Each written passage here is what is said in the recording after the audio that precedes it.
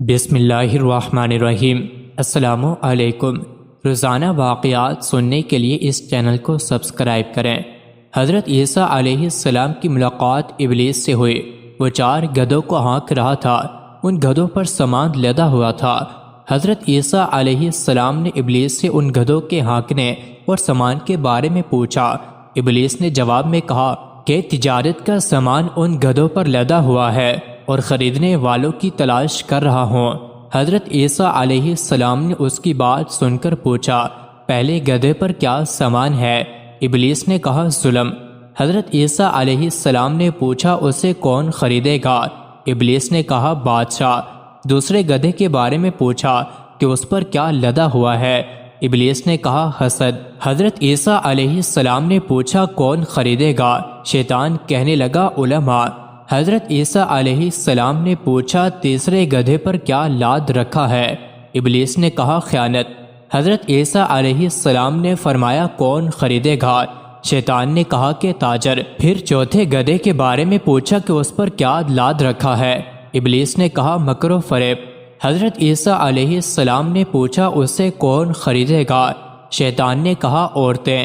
حضرت وہب رحمۃ اللہ علیہ نے فرمایا کہ ایک عابد ایک راہب کے پاس سے گزرا۔ اس نے راہب سے بات چیت کی اور پوچھا کہ تم اس گرجا گھر میں کب سے ہو؟ اس نے کہا، 60 سال سے۔ اس نے پوچھا کہ 60 سال کیسے رکے رہے یہاں؟ اس نے کہا، بس گزر گئے، دنیا گزر رہی ہے۔ عابد نے پوچھا، موت کو کس طرح یاد کرتے ہو؟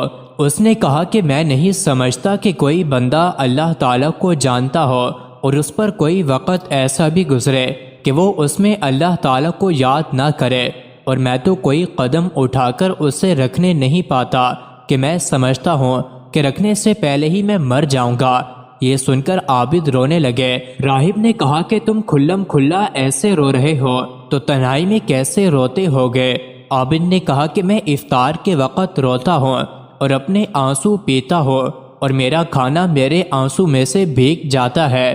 جب نیند مجھے بستر پر گراتی ہے تو میرا بستر میرے آنسو سے بھیگ جاتا ہے۔ راہب نے کہا کہ اگر تو ہنس رہا ہو اور تجھے اپنے گناہوں کا اعتراف بھی ہو تو یہ اس بات سے بہتر ہے کہ تم روئے اور اللہ پر احسان رکھتا ہو۔ عابد نے کہا کہ مجھے کوئی وصیت کرو۔